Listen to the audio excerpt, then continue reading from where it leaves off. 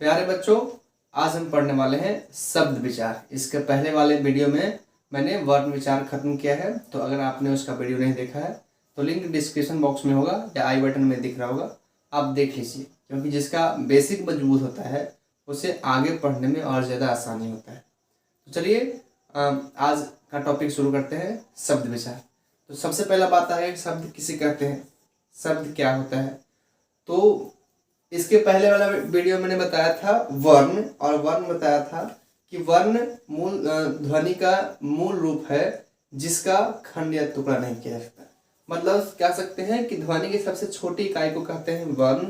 और जब दो चार वर्ण जो है, एक से अधिक वर्ण आपस में मिल जाते हैं और मिलने के बाद एक नए शब्द, एक नए क्या कहते हैं, एक नए रूप ले लेता है जिसका कोई अर्थ निकले, उसे हम कहेंगे शब्द। जैसे कि अगर बात करते हैं राम की, राम, ऐसे मैंने राम लिख दिया है, तो राम जो है कैसे बना है, बात कर लेते हैं राम की। तो जब रा की मात्रा आ के साथ जुड़ा, सॉरी जब रा जो है आ के साथ जुड़ा, रा हो गया, और माँ आ के साथ जुड़कर माँ हो गया। तो ये चार वर्ण हैं, चार वर्ण जो है आपस में मिल गए और मिलने के बाद राम का निर्माण किए। और राम का निर्माण तो हो गया, लेकिन इसका सार्थक अर्थ भी निकलना चाहिए।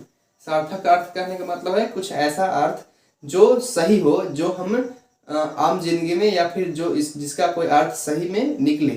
जैसे राम, तो राम क्या होता है, तो राम किसी का नाम है और राम भगवान का भी नाम है, तो ये सार्थक अर्थ निकल रहा है, तो ये शब्द हो जाएगा। जैसे अगर हम बात करते हैं र और आ की मात्रा जोड़ेगा, और उसके बाद प हलंत और आ की मात्रा जोड़ेगा, तो र और आ मिलकर रा हो गया और प और आ मिलकर पा हो गया, रप।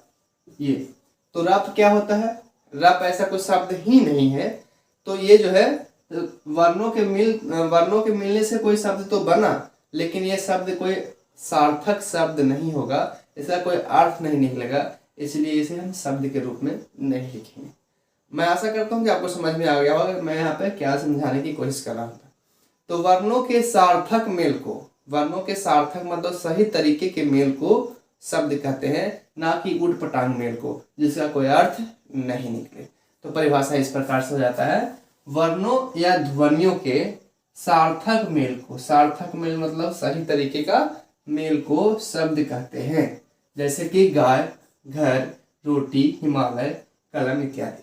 इन सभी जितने भी मैंने यहाँ पे शब्द लिखे हैं, सभी का एक विशेष अर्थ होता है, सभी का एक अर्थ होता है जो हम आम जिंदगी में देखते हैं, सुनते हैं और इसका यूज करते हैं। तो ये सार्थक मेल है। जैसे कि हम बात करते हैं गाय, तो गाय क्या होता है, गाय एक पशु है, चौपाया जानवर है, जिसकी जो दूध देती है, ठीक है। तो गाय क्या हुआ, सार्थक मेल है, मतलब गाय का एक अर्थ निकलता है कि गाय क्या होता है, तो एक जानवर होता है। तो सार्थक मेल आप समझ में आ गया होगा आपको। अब जान लेते हैं कि शब्द कितने प्रकार के होते हैं या शब्दों को कितने भागों में बांटा गया है। तो देखिए, शब्द को तीन रूप से बांटा गया है, या कह सकते हैं कि तीन तरीके से बांटा गया है। पहला है उत्पत्ति की दृष्टि से। उत्पत्ति मतलब होता है उत्पन्न होना या बनना। तो बनने की दृष्टि से शब्दों के चार भागों में बांटा गया है। पहला है तत्सम, दूसरा तद्भव, तीसरा है देशज और चौथा है विदेशज शब्द। उत्पत्ति की दृष्टि से चार भाग है, तत्सम, तद्भव, देशज और विदेशज। इसी प्रकार से अगर देख लेते हैं बनावट की दृष्टि से, तो बनावट की दृष्टि से शब्द को तीन भागों में बांटा गया है, रूढ़ शब्द, यौगिक शब्द और योग रूढ़ शब्द। इसी प्रकार से बात करते हैं रूपांतर की दृष्टि से, तो इसकी दृष्टि से, रूपांतर की दृष्टि से शब्द दो भागों में बांटा गया है, विकारी शब्द और अविकारी शब्द। तो अभी हम सभी का डिटेल्स जानेंगे कि किस आधार पे कौन कौन सा है और उसका परिभाषा क्या होता है, उसका मतलब क्या होता है, सब कुछ जानेंगे। तो चलिए शुरू करते हैं। उत्पत्ति की दृष्टि से कौन कौन भाग है, चार भाग है, तत्सम, तद्भव, देशज और विदेशज। तो इसको हम डिटेल से जान लेते हैं। तो सबसे पहला है उत्पत्ति के आधार पर शब्द चार प्रकार के होते हैं और चारों का नाम यहाँ पे दिया गया है, तत्सम, तद्भव, देशज और विदेशज। हम सबका परिभाषा जानेंगे, डिफाइन करेंगे कि कौन क्या होता है। तो सबसे पहला नंबर आता है हमारा तत्सम। तत्सम शब्द कौन से शब्द होते हैं? तो क्या है कि सबसे पहले ऐसा कहा जाता है कि सबसे पहले संस्कृत भाषा बना था और संस्कृत भाषा से ही सारे जो है भाषाओं का निर्माण हुआ है। तो सब जब संस्कृत भाषा बनना था तो थोड़ा सा उसको बोलने में यूज करने में थोड़ा सा हार्ड था। तो हार्ड को आसान करने के लिए धीरे धीरे अलग अलग लैंग्वेजों का निर्माण किया गया। उसी में हिंदी भी आ गया, हिंदी का निर्माण किया गया है। लेकिन हिंदी के कुछ शब्द ऐसे होते हैं जो सेम टू सेम संस्कृत में होते हैं। मतलब संस्कृत और हिंदी के कुछ ऐसे शब्द हैं जो सेम होते हैं, कोई चेंजिंग नहीं होता है। जैसे अग्नि कह लेती है, अग्नि जिसका मतलब आग होता है। तो अग्नि शब्द संस्कृत में भी होता है और हिंदी में भी होता है। जैसे अगर बात करते हैं जल की, तो जल संस्कृत भी होता है और हिंदी भी होता है। तो कुछ ऐसे शब्द हैं जो सीधा सीधा संस्कृत से उठाकर ले लिए गए हैं, तो उन शब्दों को कहते हैं तत्सम शब्द। तो इसका परिभाषा इस प्रकार से होगा कि वह ऐसा शब्द जो संस्कृत से सीधा हिंदी में आ गया है उसे तत्सम शब्द कहते हैं। लिख लेता हूं मैं परिभाषा।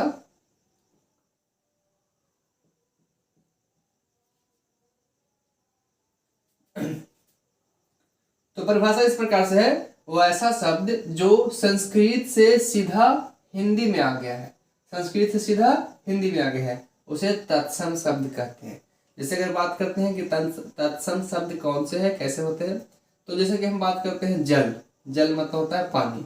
तो जल जो है संस्कृत में भी होता है, संस्कृत में भी जल होता है और हिंदी में भी जल होता है। ये सीधा जो है संस्कृत से ही लिया गया है। तो ऐसे शब्द क्या हो गया? तत्सम। जल हो गया, अग्नि हो गया, ऐसे पवन हो गया। कुछ शब्द ऐसे हैं जो संस्कृत हिंदी सेम होता है, वो हो जाता है तत्सम शब्द। और अगर बात करते हैं तो हो जाएगा सरोवर। सरोवर मतलब तालाब होता है। तो ऐसे बहुत सारे शब्द हैं जो संस्कृत और हिंदी सेम सेम मिलता है, तो ऐसे शब्दों को कहेंगे तत्सम शब्द। बहुत ही आसान है।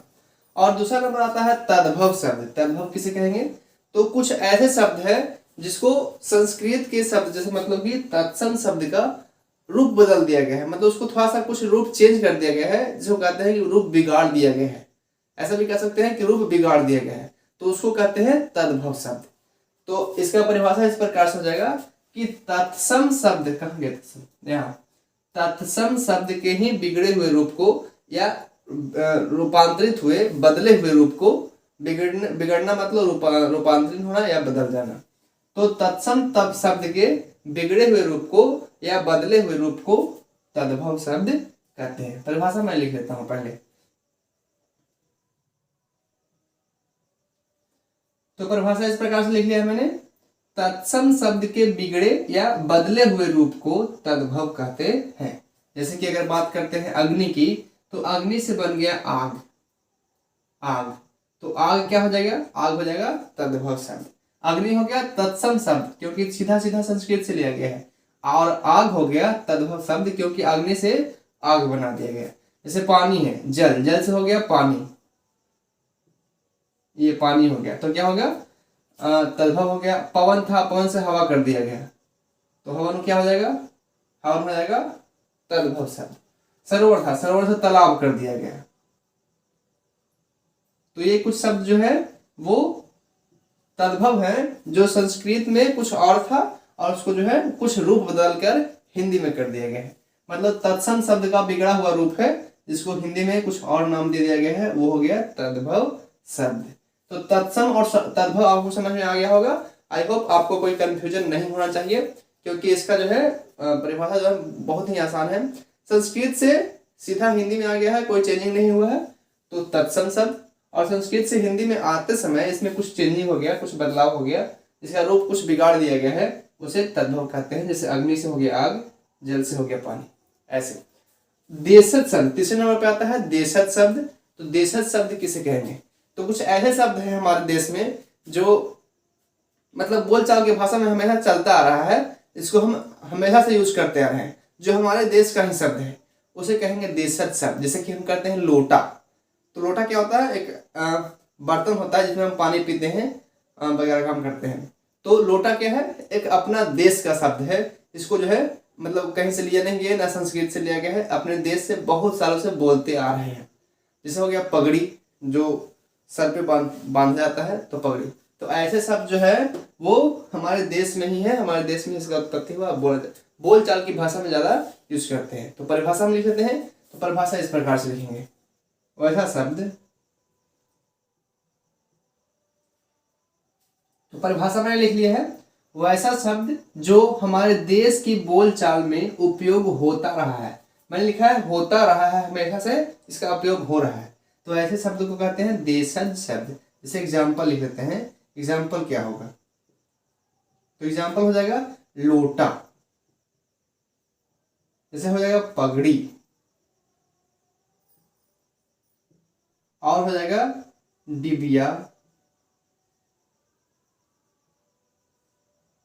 तेंदुआ,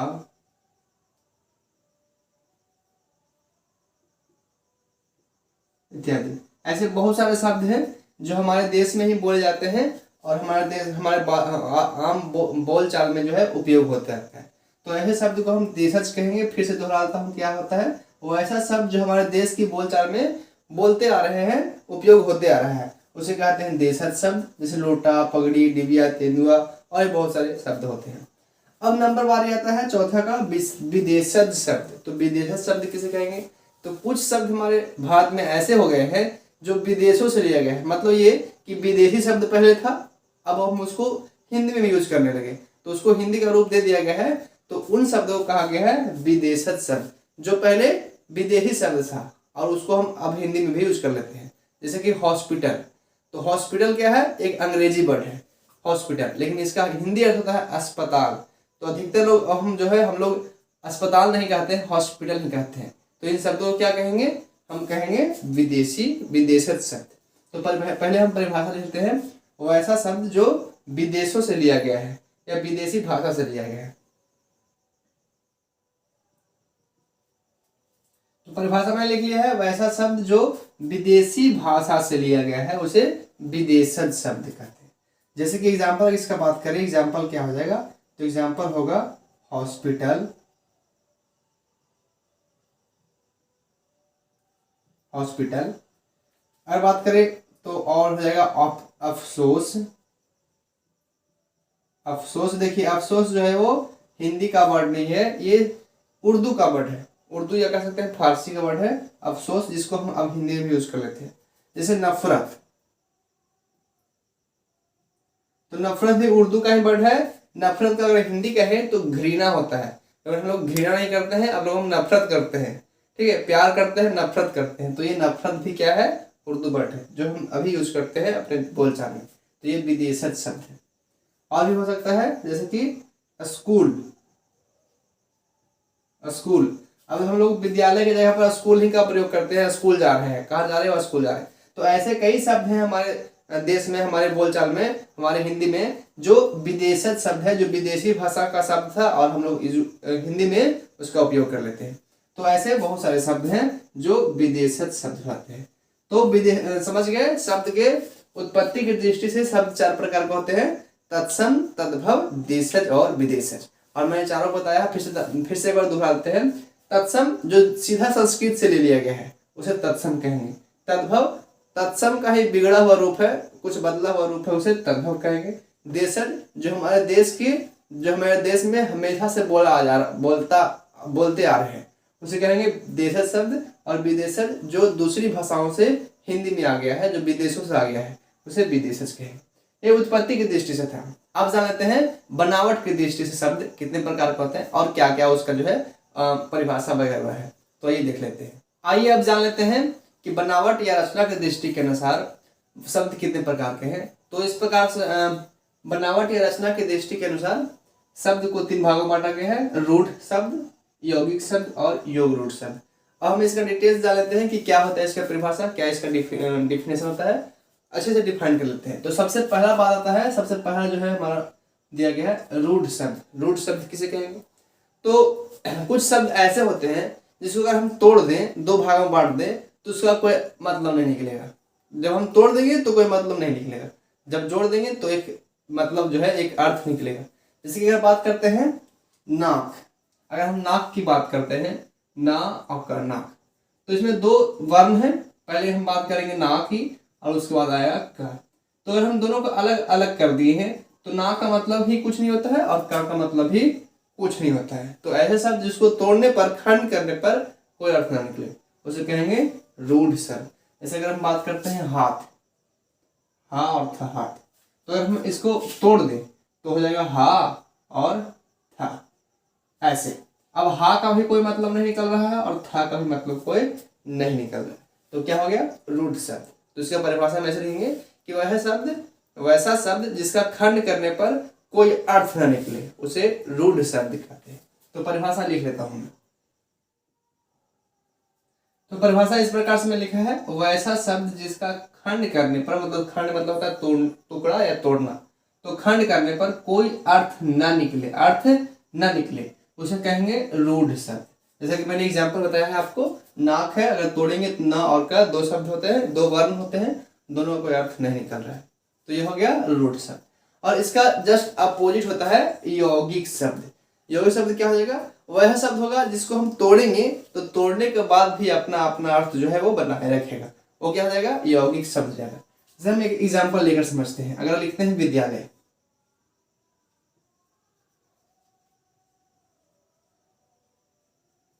ऐसे लिख दिए विद्यालय, तो अगर हम विद्यालय को तोड़ लेंगे तो दो शब्दों में बढ़ जाएगा, दो शब्दों में टूटेगा, विद्या टूटेगा और आलय टूटेगा, ऐसे। अब अगर दोनों का अर्थ देखें तो विद्या का मतलब होता है ज्ञान और आलय का मतलब होता है स्थल, या फिर कह सकते हैं जगह जहां ज्ञान मिलता है। तो विद्यालय का अगर हम तोड़ दिए तो दोनों का अर्थ जो है अपना अपना निकल रहा है, और जोड़ देंगे तो उसके बाद भी अर्थ निकलेगा। तो ऐसे शब्द को कहते हैं यौगिक शब्द, जिसको तोड़ने पर या खंड करने पर भी अपना अर्थ बनाए रखता है। जैसे एक एग्जाम्पल और लेते हैं। अगर हम कह दें हिमालय,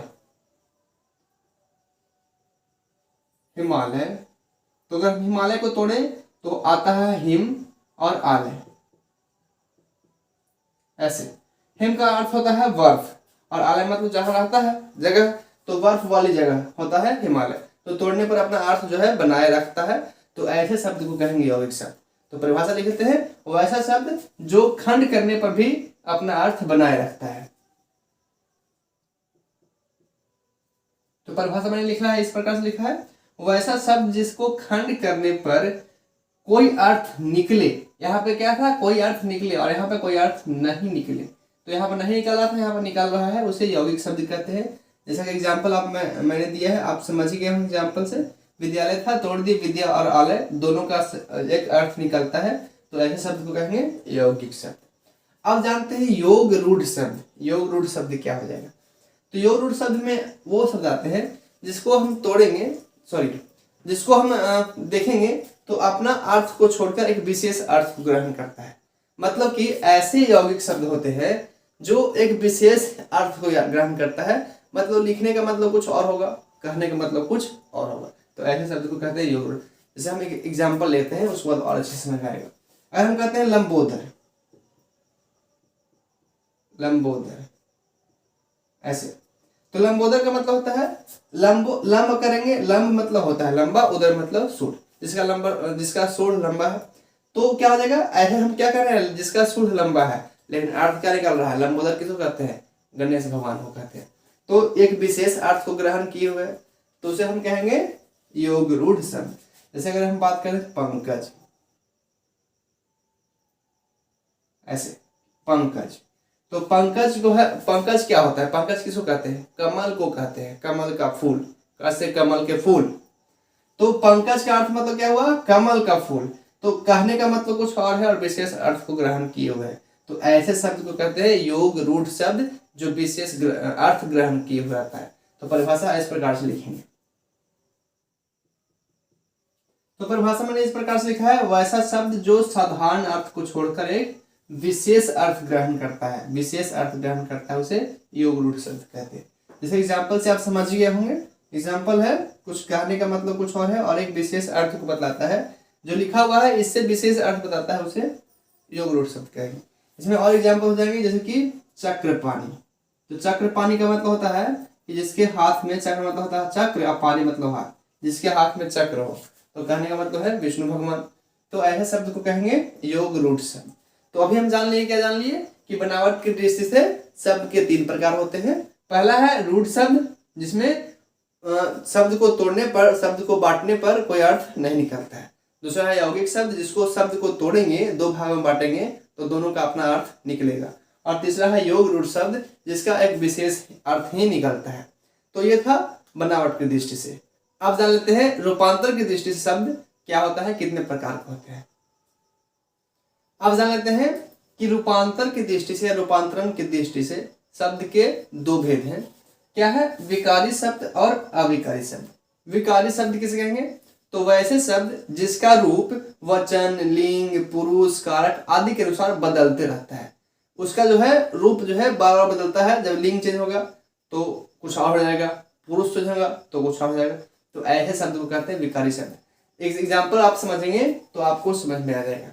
जैसे संज्ञा है, जैसे अगर बात करते हैं लड़का, यह है लड़का, तो एक वचन में है, ये एक वचन का बात है, लड़का एक वचन।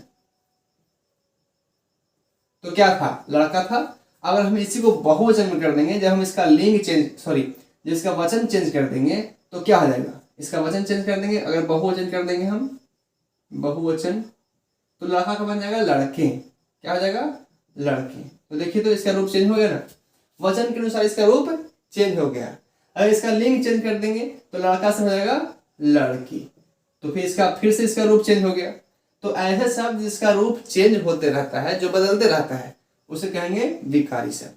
तो परिभाषा इस प्रकार से लिखेंगे।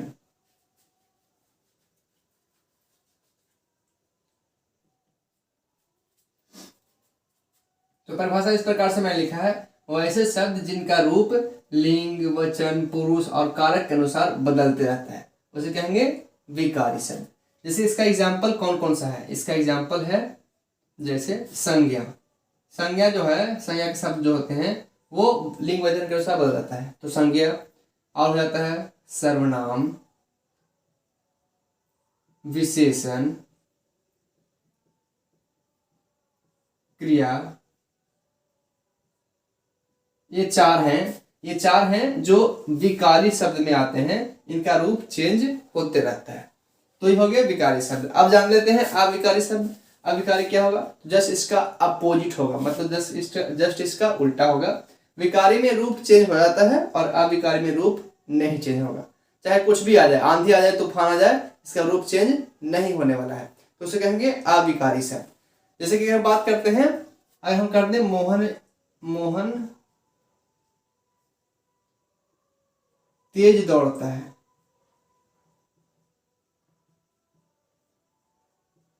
ऐसे मोहन तेज दौड़ता है। तो यहाँ मोहन एक लड़का है, एक वचन का बोध कर रहा है, और एक क्या करता है, तेज दौड़ता है, एक वचन में था। अब इसको हम बहुवचन कर लेते हैं, अगर होता वे लोग।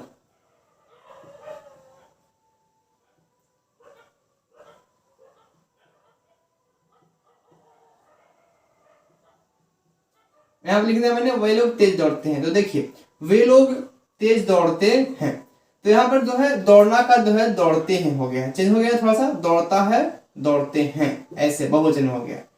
और लेकिन तेज जो है, तेज का तेज ही रह गया, इसमें कोई प्रभाव नहीं पड़ा, तेज को जो है कोई भी चेंजिंग नहीं किया गया है। तो ऐसे शब्द को ही कहते हैं अविकारी शब्द, जिसका रूप चेंज नहीं होता है। इसे अव्यय भी कहते हैं, इसी को कहते हैं अव्यय।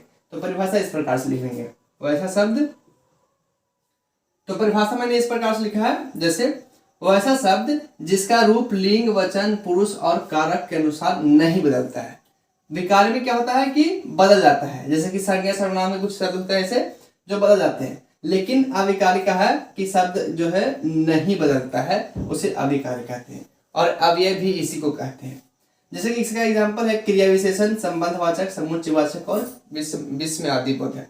तो ये जो कुछ ऐसे शब्द होंगे जो आप पहले नहीं सुने होंगे, पहले नहीं जानते होंगे, और कुछ ऐसे शब्द हैं जैसे संज्ञा, सर्वनाम, विशेषण, क्रिया, ये जो आप सुने होंगे, शायद पढ़े भी होंगे। तो हम ऐसे कुछ शब्द जो है आज जानने वाले हैं, जाने होंगे। जो नहीं जानते हैं तो सबका वीडियो में डिटेल्स बनाऊंगा, सबको पढ़ाऊंगा, समझाऊंगा। तो अभी से ही चैनल को सब्सक्राइब कर लीजिए अगर चैनल सब्सक्राइब नहीं किए हैं।